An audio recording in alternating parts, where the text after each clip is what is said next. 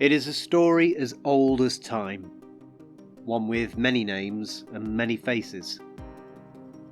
First comes the lie, and then follows an impossible task.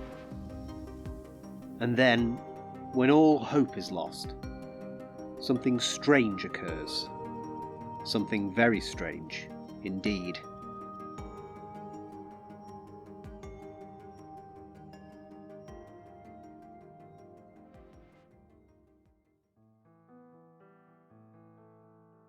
You've all heard this story before.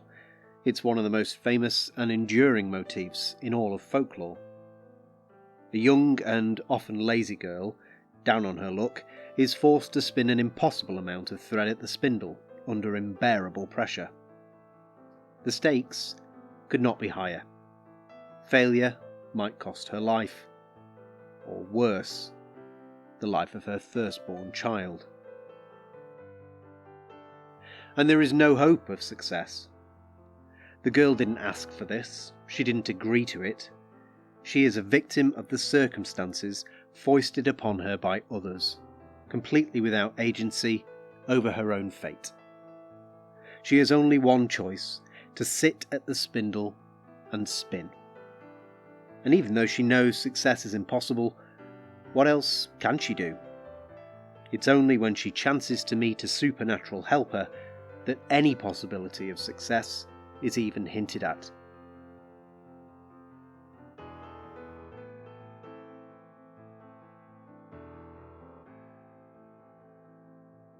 But what does this strange old tale mean? Why is it found, in some form or another, in nearly every folkloric tradition around the world? And what makes the Habetrot variant so important?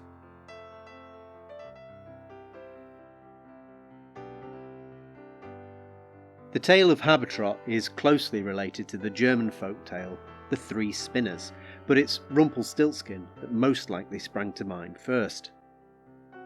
It's probably the best known example of this type of story: a girl trapped, a task impossible, and a mysterious little man who spins on her behalf. For a price.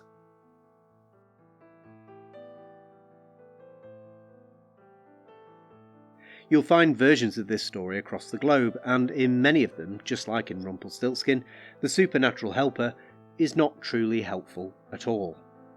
He, like the other characters in the tale, also seeks to exploit the girl's circumstances for his own gain.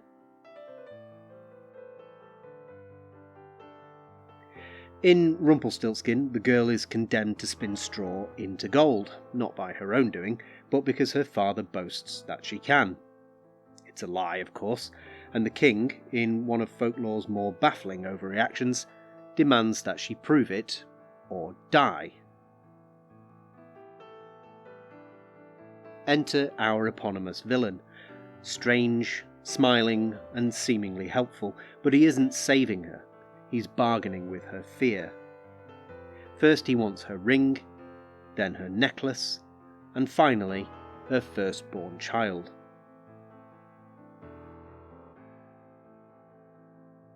Of course, she has no real choice, and so the straw becomes gold and she survives. She marries the king and becomes queen.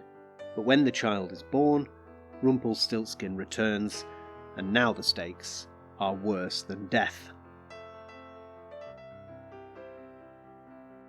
When she begs for mercy, he sets his own impossible task. She must guess his name. She has 3 days and 3 chances. No help, and no hope. And in the end, it's only through sheer luck, a servant overhearing the little man inexplicably singing his own name to himself in the woods, that the queen learns his name, and her child is saved. It's a strange tale, whose moral messaging is equally strange and muddled. Almost nobody in the story is likeable. We have the daydreaming, work-shy daughter who wins by breaking contracts and reneging on her promises. We have the stupid and cowardly father giving her away to the king, hoping to earn his favour through the magical abilities he knows she doesn't possess. We have the cruel and gullible king demanding that she make good on her father's obviously false promise, or lose her head for some reason. And finally the supernatural helper who appears to offer salvation only to prove the most demonic of all, and demand her firstborn child as payment for services rendered.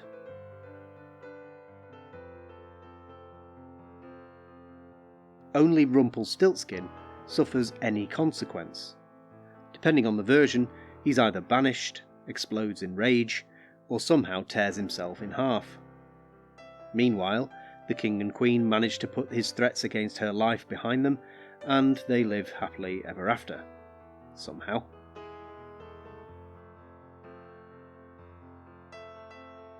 It's for these reasons that I've always found this story confusing. What exactly are we meant to take from it? What's the point? How are we supposed to feel? This is what makes the tale of Habetrot so compelling. It begins in the same familiar pattern, the same lie, the same spinning task, the same desperate girl. But it veers away from Rumpelstiltskin at a crucial moment, and what it reveals is not just different, it's something much clearer, and something far more powerful.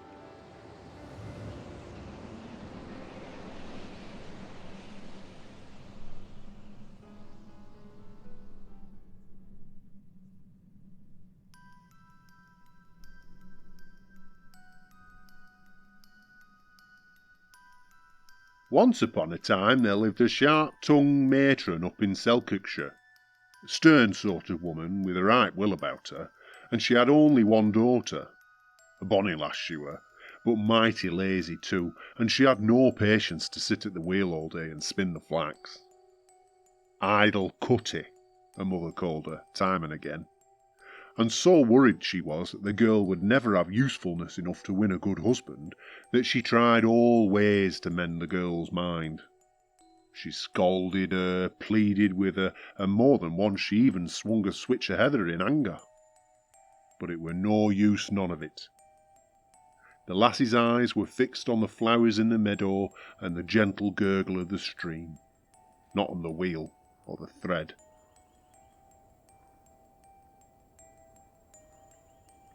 Now one fine spring morning, with the lambs kicking up the reels and the sky full of lark song, the mother had had about enough. So she sets her daughter down with 7 fine heads of flax and says to her, sharp-like, 3 days, no longer, and not 1 thread short, do you hear? If you don't, it'll be the worse for you. The girl knew she meant it too. So the lass tried her best.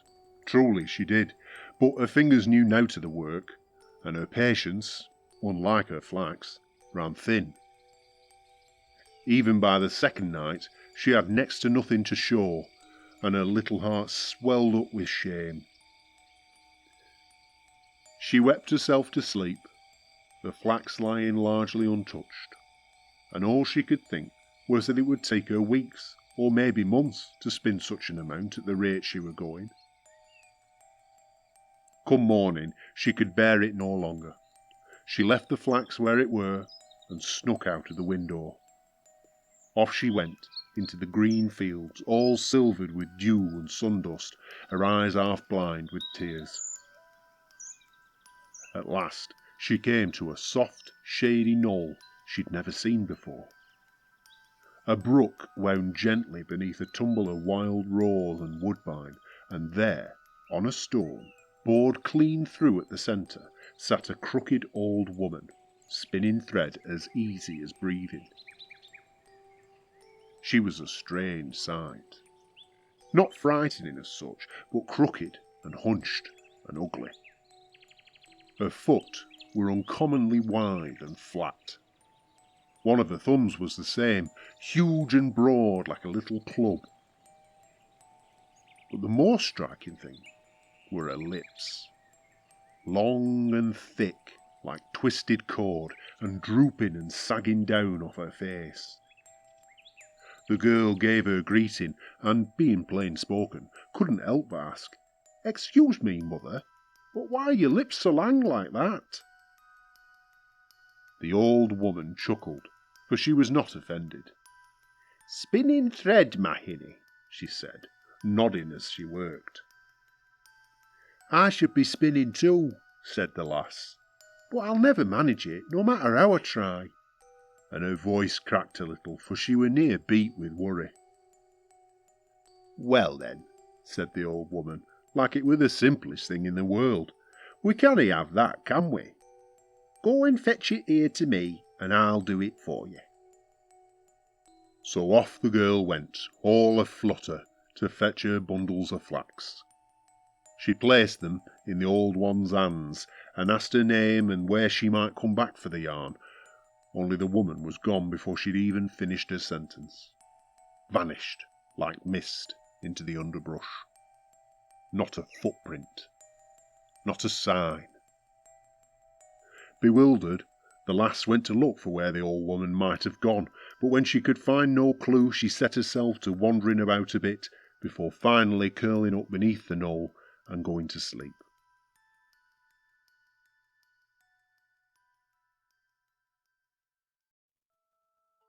When she awoke, the sky was burning down to embers in the west, and the evening star blinked overhead. The moon was rising gently. It were then that she heard a voice, rough and wet like something echoing through a well. It came from within the self-bored stone beside her. She leaned in, holding her breath, and looked inside. Peering in through the hole, she saw a cavern beneath the earth, lit by a sickly light, where the strange old woman paced back and forth between a whole coven of spinners. Each one sat on a smooth, pale river stone, turning flax with warped fingers and lips gone slack and stretched with long years of the same wet motion. They were not a pleasant sight, broken and twisted with use, like tools worn down to the bone. One spinner, off to the side, had eyes like pewter marbles, and a nose like a fishhook, and she were winding the yarn as quick as thought. "Scantlie, mab," the old woman called to her, "wrap 'em up now, it's time the lass took 'em home." At those words, the girl came to herself and hurried back along the path. Now she didn't know it, not then, but the old woman below the stone was none other than Habetrot herself, fairy queen of the spinners. Not far along, Habetrot stepped out of the dusk beside her and placed 7 smooth-spun yarns in her hands. "Oh, thank you ever so much," said the girl. "There must be something I can do to thank you." "Nothing," said Habetrot, with a twinkling in her eyes. "Only don't tell your mother who spun it." The lass went home all aglow, clutching the bundles tight. She found the house quiet, her mother abed, and the kitchen thick with the smell of cooking. Black puddings was hanging in the chimney to dry, and the girl, near faint with hunger, took 'em down one by one and fried 'em in the pan till the last drop of fat popped. Then, once her belly were full, she went swiftly to bed.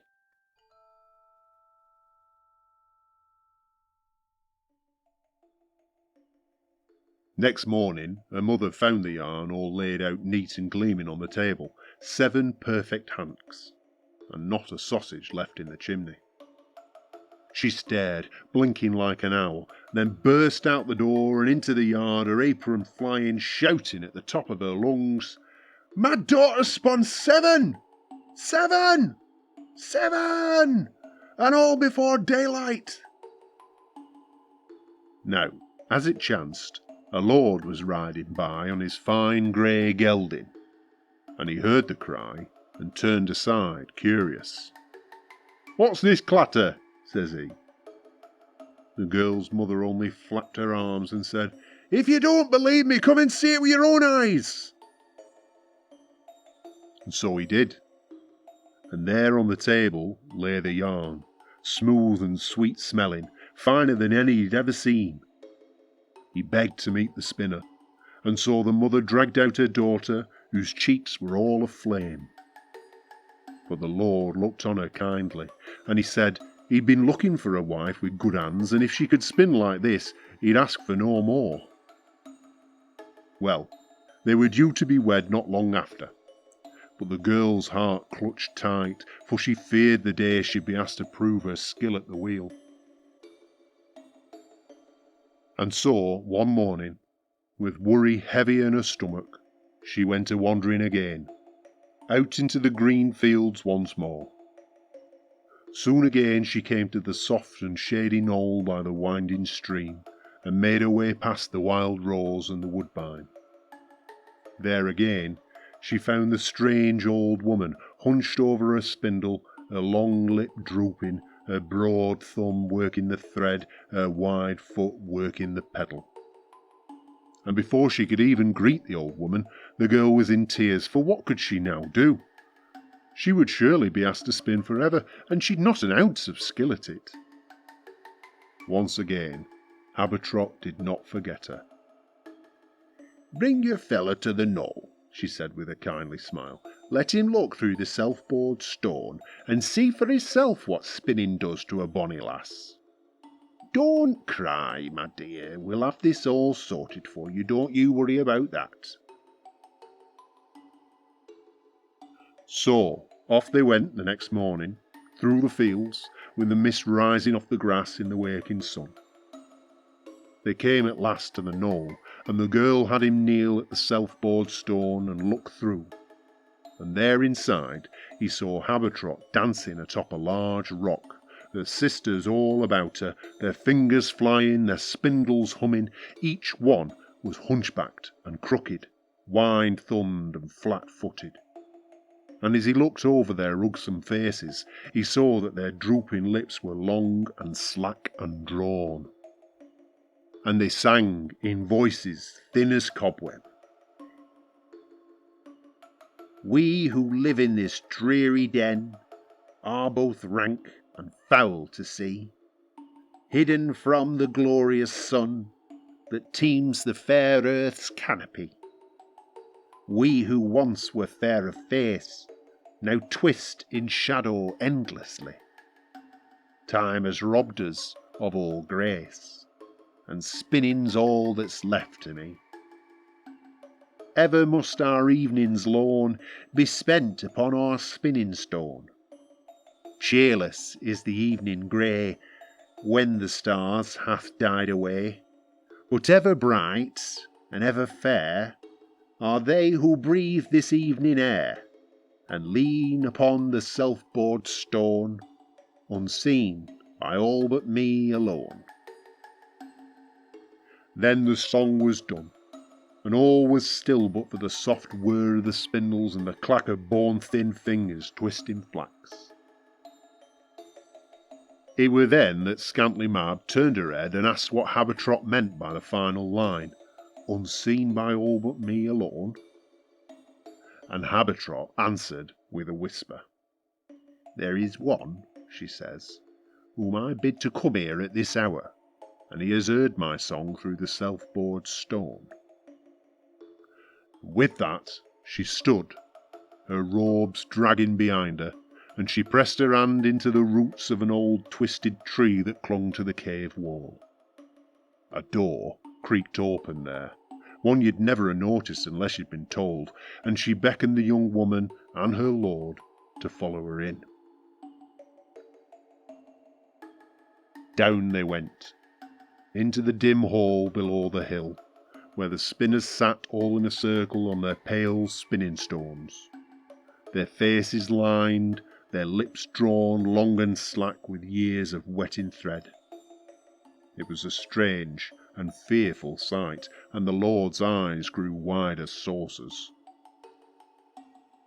He stepped softly, looking from one to the next, and asked what had made their mouths so twisted and strange. Each tried to answer, but the words came out slurred and crooked. But between the sounds and the shape of them, the meaning came clear enough. It was the spinning what had done it. All those long years of drawing flax and twisting thread had widened their thumbs into broad little clubs, had crunched their spines into crooked arches, had flattened their feet at the pedal, had drooped their lips and worn their faces into those strange grimaces, those grim shapes no mirror could mend. And Habetrot, standing a little apart, looked at the Lord and said slyly, "Let your bonny wife take up the wheel, and she'll look much the same by and by. Pretty lips turned slack, fair face drawn out till it's ugsome to see." The Lord turned and looked at his bride, still sweet-faced and rosy-cheeked, and something tightened in his chest. He took her hand, gentle-like, and said, with no doubt in his voice, that she'd never be made to spin a day in her life. Not now, not ever. He were true to his word. And so the girl and he were married, and she spent her days walking the meadows with him at her side, and they rode together over the hills when the weather was fair, and she never once sat at a spinning wheel ever again. All the flax grown on his land was sent to Habetrot and her sisters beneath the hill, and it always came back fine and smooth and ready for the loom. And whether Habetrot ever gave such help to other idle lasses none can say, but as for this one, she were her favourite, and she never saw her want for thread again.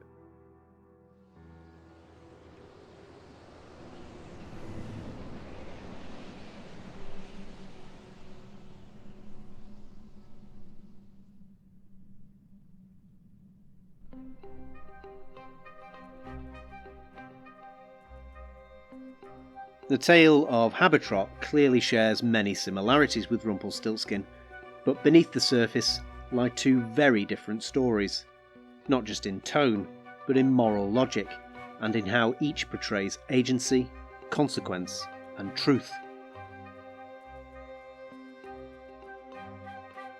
In the tale of Habetrot and Scantlie Mab, the girl pretends to be industrious. She takes credit for the work that Habetrot and her coven of old spinners complete on her behalf. The lie is not malicious, however. It's a form of protection, shielding her from the beating her mother would surely have given her if the flax were left unspun. But in Rumpelstiltskin, the lie is not her own. It's imposed upon her by her boastful father and puts her life at risk. She's told she must spin straw into gold, a task as impossible as it is absurd, and the supernatural helper who arrives does not pity her. He exploits the lie for his own gain. In the end, her only salvation lies in truth, in discovering the helper's true name. So while Rumpelstiltskin insists that only truth can win the day, the tale of Habetrot actually rewards the liar. That's a problematic situation for us today. In an era where the truth often feels fragile, the triumph of lies over truth is not something we're overly comfortable with praising. But the tale of Habetrot isn't celebrating lies for their own sake. It's challenging a deeper, more damaging one.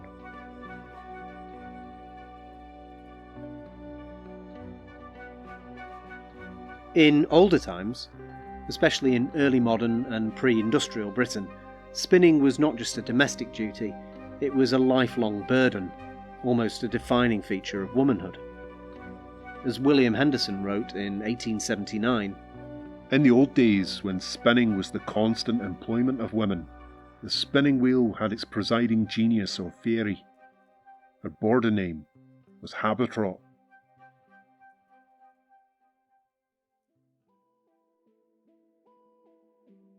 The figure of Habetrot was once imagined as a kind of fairy godmother for spinners, a spirit of the wheel, and that's important because it roots this tale in the lived experiences of women who spun for most of their waking hours, day after day, year after year after year. Rumpelstiltskin does, in its own way, satirise this burden. The absurd impossibility of spinning straw into gold critiques the old promise that hard work will be rewarded, but that tale also leaves the heroine passive and powerless, a bargaining chip passed between men, saved only by a flash of luck at the very end. The tale of Habetrot also satirises this same burden, but does so from another angle, and with a far sharper degree of irony. It suggests that not only will you not be thanked for meeting society's expectations, but that doing so can literally break you.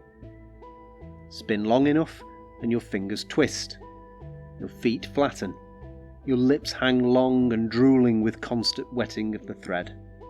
You are, quite literally, disfigured by your labour. Can you spin your way out of that fate? Not even Habetrot or Scantlie Mab can. For them, spinning is second nature, but it's also inescapable. They are trapped in their underground chamber, still turning the wheel long after the girl has walked away. If even they cannot spin their way out of the life imposed upon them, then what chance do you have?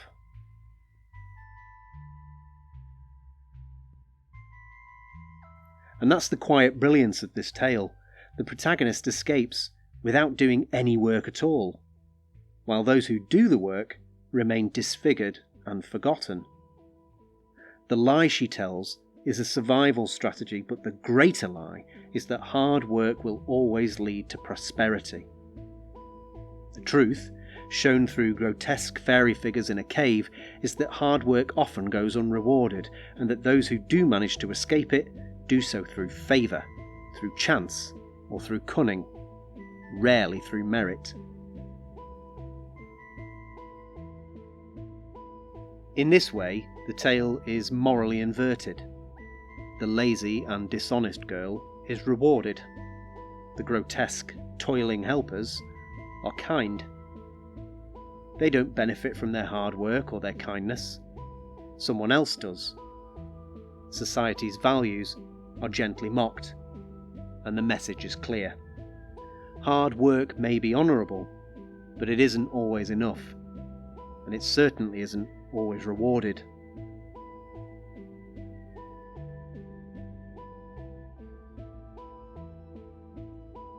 This isn't just a message for women of the past, it's one that rings painfully true for many people all over the world today. For those working thankless jobs, sometimes more than one, and whose bodies and minds bear the marks of their labour. Be that the aching backs of those who work endless days of physical toil, or the stress-addled brains of those in jobs like teaching or healthcare. We're all told to work harder, and increasingly to expect less and less in return, due to economic realities.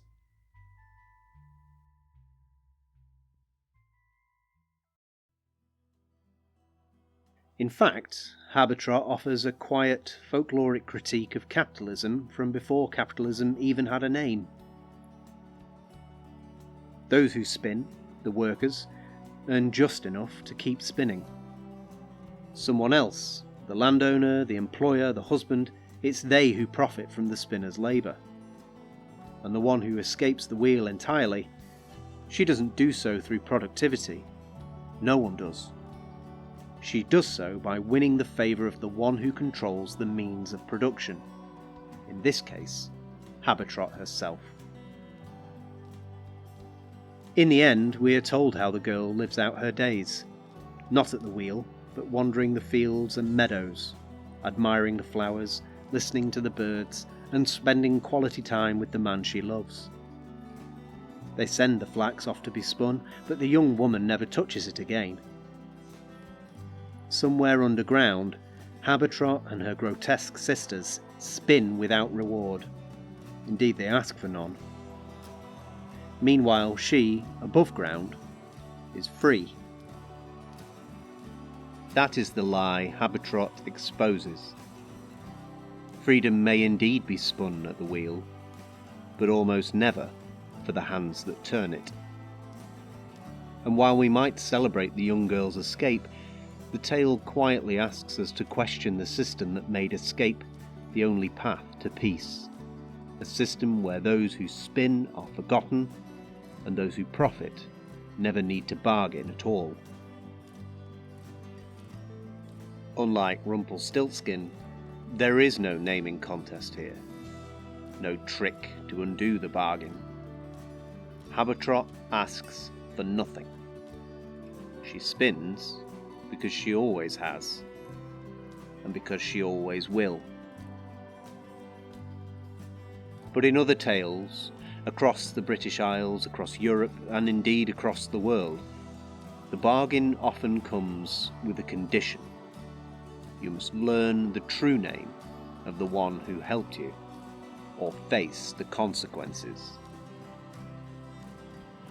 And sometimes, knowing a true name is the greatest power of all.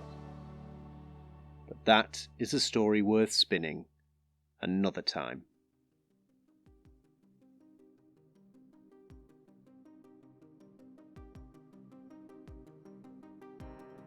Thank you for joining me on this journey into our shared mythic past. If you enjoyed the video, please give us a thumbs up and tell me what you liked about it in the comments, or which myths and mythical creatures you want to see next. Engagement like this not only really helps the channel, but means you're more likely to see old world content in the future. Also, if you've made it this far, you might be interested to know that this channel now has a Patreon. If you choose to support the channel on Patreon, you will be able to enjoy old world content completely ad-free, plus you'll get access to our Discord server and some exclusive content too.